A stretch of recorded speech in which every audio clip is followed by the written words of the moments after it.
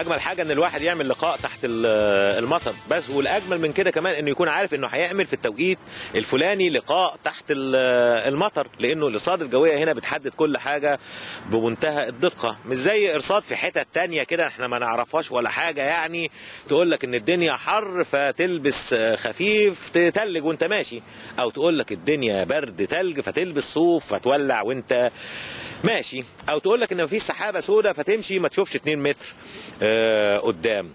اللي تردد على المطارات اليابانيه وتحديدا مطار ناريتا في العاصمه طوكيو يلاحظ كل يوم ان في كثافه على طائره مصر للطيران، تقريبا محققه اعداد كامله، وبقى صعب انك تجد مقعد على الطائره. مش مساله غريبه شويه ان طائره وشغاله كل يوم، متهيألي ده وكمان في طائره الى اوساكا تقريبا 4 أيام في الاسبوع. هنقدر نتعرف على تفاصيل هذه الكثافة في الرحلات ما بين مصر وبين اليابان من المدير الإقليمي للشركة الوطنية للطيران في اليابان وكوريا الأستاذ خالد بسيم. أستاذ خالد، هو اليابانيين ليه مقبلين قوي على السفر كل يوم والتاني كده لمصر يعني؟ من طبعا الإنجازات اللي تمت والمجهود اللي بيتعمل بالمجهود الجماعي اللي بيحصل هنا بالاشتراك مع سعادة السفير والمستشار السياحي ومؤسسة الطيران، عمل جماعي دؤوب بقالنا فترة، والحمد لله في تخطيط هنا في اليابان، في تخطيط للزيادة دي حصلت، وفي سياسات سعرية اتعملت، وده ترويج سياحي. وفي قول لي، هي السياحه اللي تفيد الطيران ولا الطيران اللي تفيد السياحه؟ يعني لما الشركه الوطنيه تعمل طائره كل يوم للعاصمه طوكيو وتعمل طائره 4 أيام في الاسبوع الى اوساكا، مش كده؟ ده يزود السياحه ولا لانه في طلب على السياحه فانتوا زودتوا اعداد الطائرات؟ هي من ناحيتين، بس طبعا كل ما بعرض اعداد مقاعد اكتر ده وبيتعمل لها تنشيط كويس، ده بيؤدي لزياده اعداد السياح لمصر. وفي عوامل تانية برضو. ايه العوامل التانية دي يعني؟ عوامل اساسيه طبعا، عندنا المطار الجديد في مصر، ده حاجه تشرف جدا. عندنا نقله في المطارات في مصر. لا وتشرف، بيجي لنا هنا جوابات شكر واعجاب بالمطار الجديد التي بي 3 كنقطه محوريه، عشان احنا عندنا مبنى الركاب رقم 3 يعني. تي بي 3 مبنى الركاب 3، عشان كنقطه محوريه احنا بنبعت لكايرو وبنبعت لبياند كايروس لبلاد ما وراء كايرو ايضا. وعامل تاني الطياره الجديده اللي هي انا جيت على طياره غريبه قوي يعني، اللي هي البوينج 777 300. دي طبعا نقله حضاريه كبيره هنا، وطياره كبيره ضخمه. بتاخد قد ايه يا استاذ خالد؟ تاخد 347 راكب، تاخد 49 راكب بزنس كلاس، وبتاخد 297 راكب ايكونومي كلاس. ودي كانت نقله بدانا فيها من تاني البلاد اللي مصر الطيران اعتنت ان هي بالراكب الياباني له مفروض معامله، عشان اصله مستريح في بلده قوي يعني، فلازم يستريح بقى لما يروح حته تانية، مش كده؟ هو راكب انا بعتبره جوهره يعني بالنسبه للسياحه وبالنسبه لمصر الطيران. راكب نظيف، راكب منظم، راكب غالي علينا يعني. انت يا استاذ خالد، لما الشيء الغريب انه ما فيش خط طيران من الجهه الاخرى، يعني الشركه اليابانيه مش مشغله خط طيران يومي مثلا، ده بالنسبه لك فرصه تسويقيه يعني؟ ده بيحقق لك دخل اكبر، بيحقق لك اعداد اكبر ولا العكس؟ لا بالعكس. هنا طبيعه الشعب الياباني، لو في شركه يابانيه موجوده هيساعد اكتر لزياده اعداد الركاب لمصر والسياح لمصر. يعني انا وجود شركه يابانيه تشيل لمصر ده ما يضرنيش، وانا مجهز ان احنا نعمل في سوق منافسه، يعني في السوق لازم يبقى فيه منافسه. الفتره اللي فاتت ده من شهر 9 اللي فات احنا بدانا الديلي فلايت ما عدا الخميس، الرحلات اليوميه ما عدا يوم الخميس 6 رحلات بكباسيتي اعلى، تضاعفت 3 مرات المعروض من الاماكن. وعملنا لها خطه مسبقه بسياسات سعريه من ابريل المرحله الاولى 2009، المرحله الثانيه اكتوبر 2009 كنا مستعدين ليها، والحمد لله ربنا وفقنا وفي اعداد تضاعف الاعداد. يعني انت ممكن توصل لمرحله انك تعمل طيارتين في اليوم؟ والله يعني احنا في شغل الطيران بتاعنا انما يكون عندي 6 رحلات او ديلي او 7 رحلات وفي نسبة امتلاء عالية وفي اعداد كبيرة، ان انا ممكن بنعمل بلان في خلال سنة خطة في خلال سنتين. واي نوت ان انا نعمل دبل ديلي فلايت، رحلتين في اليوم لليابان. اليابان بتصدر 16 مليون سائح، احنا لمصر حوالي 130 ألف اعلى حاجة. ليه لا 250 ألف سائح 300 ألف سائح لو في خطة وفي شغل جماعي تنشيطي في جميع، مش في طوكيو بس، خارج طوكيو كمان، في ناجويا وفي كاكوجيما وفي بلاد بره طوكيو، شغل الأنشطة السياحية الترويجية لمصر. ليه لا ان انا استوعب. انا لاحظت وانا جاي ان المضيفين، في مضيفين ومضيفات يابانيات انا ما شفتهاش على اي خط اخر. لا احنا عندنا هنا من فتره كبيره عندنا عشان اللغه يعني ولا عشان اللغه اساسا، عشان اللغه اليابانيه اساسا. لا والست هتعيط يعني عشان تقدم لك كل حاجه انت عايزها، يعني نفسك في ايه يعني؟ هم اليابانيين خدمتهم وبيأدوا عملهم قوي بطريقه بصراحه زياده خالص، مش كده؟ وده مريح قوي. عندهم ادب، عندهم التزام، عندهم نظام، عندهم جامد. تخطيط فظيع، وده اللي خلانا نقدر نتعامل معاهم عشان عندهم تخطيط.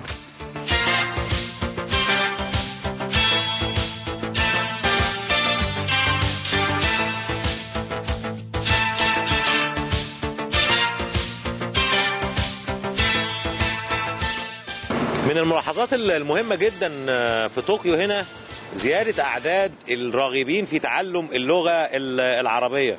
الدكتور مصلحي رجب رئيس البعثة التعليمية المستشار الثقافي في السفارة المصرية، ده ليه الحكاية دي يا دكتور؟ دي حقيقي في إقبال جامد جدا. ليه؟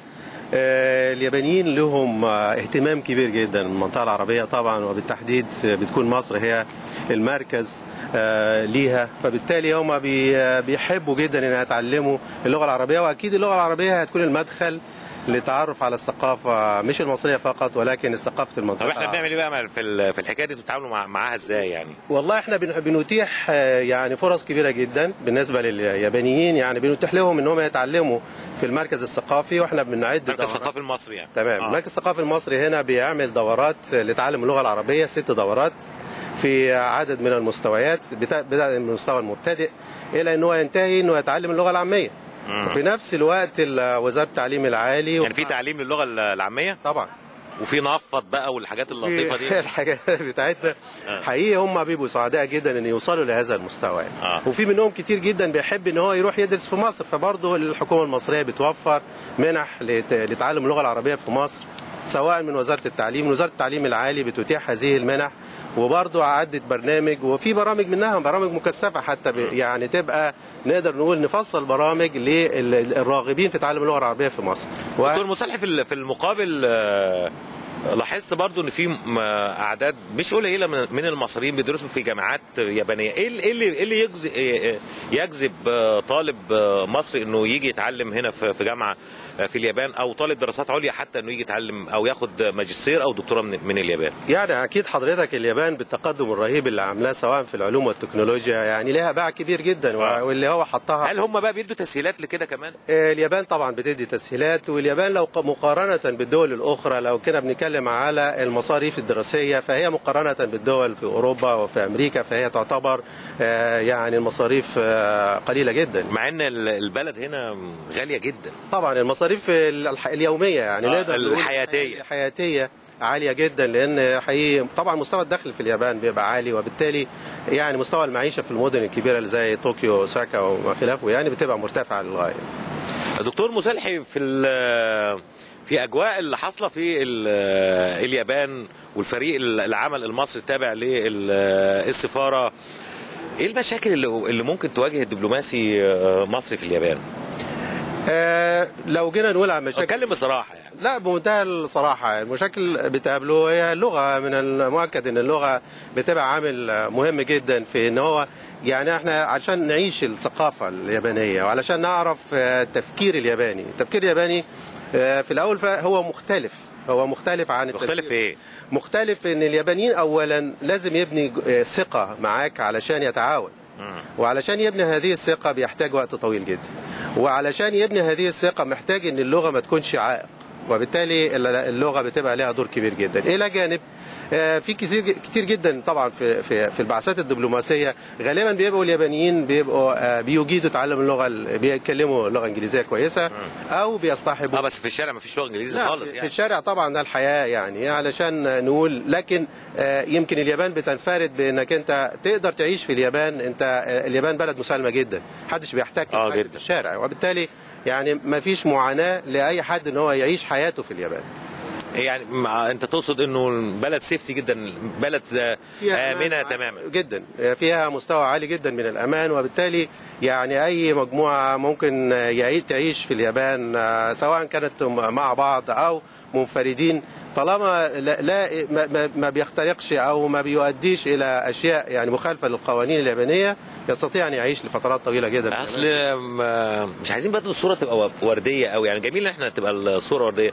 ايه المشاكل اللي بتقابلك في شغلك يعني في التعاون مع جهات مصر؟ انت طبعا كرئيس البعثه التعليميه ومسؤول عن النشاط الثقافي المصري هنا، وانا شايف طبعا نشاط ثقافي حافل الحقيقه، وشايف اقبال من الشعب الياباني على متابعه الفنون المصريه بشكل عام. لكن انت بتتعامل مع جهات كتيره في مصر، وانت عارف الجهات عندنا بقى يعني التعامل معاها بيبقى لطيف شويه يعني كده. ايه المشاكل؟ ما تكلمني صراحه يا دكتور بقى. لا يعني ما بمنتهى الصراحه احنا يعني بنقول ان طبعا وجود الانترنت ووجود الوسائل الاخرى يعني للاتصال سهلت كتير جدا في الجزئيه دي، لكن ما زلنا برضو احنا بنتمنى ان يبقى التجاوب يمكن اسرع شويه، لان احنا بتفوتنا فرص كتير جدا. مش عايزين عناوين عامه يعني التجاوب في ايه ومين يعني اللي مش متجاوب يعني؟ لا هو مش متجاوب، لكن احيانا بتبقى الردود مش جهه واحده هي اللي بتبقى متحكمه في الرد. عندنا جهات كتير شويه يعني احيانا بتبقى محتاجين مباشر المركزيه في ان احنا لما بناخد قرار في مشاركه احد الفرق. طبعا وزاره الثقافه حقيقه متعاونه جدا،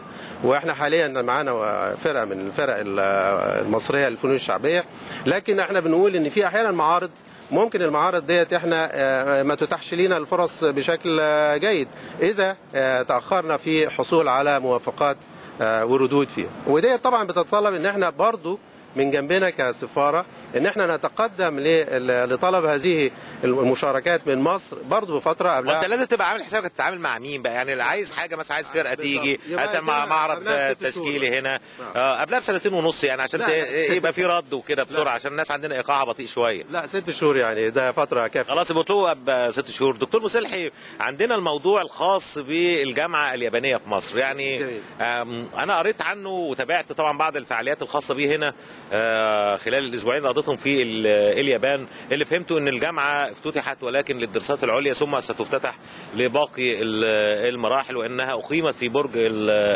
العرب لان المنطقه هتكون او هي منطقه صناعيه لاستثمار المساله التعليميه فيها في المستقبل. ايه افاق الجامعه دي لحد دلوقتي يعني؟ والله يا جماعه حقيقي احنا طبعا انا كان ليا الشرف ان انا شاركت في فترات في يعني المشاورات اللي كانت بتتم في خلال هذا المشروع العظيم يعني، والحمد لله انها بدات الجامعه افتتحت في هذا العام، وان شاء الله الجامعه ديت نتوقع بشكل كبير جدا انها تكون يعني موديل للتعليم نموذج يعني نموذج للتعليم الياباني في مصر. هو تعليم متفرد حقيقة، وهي بالتركيز بتبدأ في العلوم والتكنولوجيا، وسوف يعني يكون في المستقبل بإذن الله توسع لأنها تشمل العلوم الإنسانية كمان.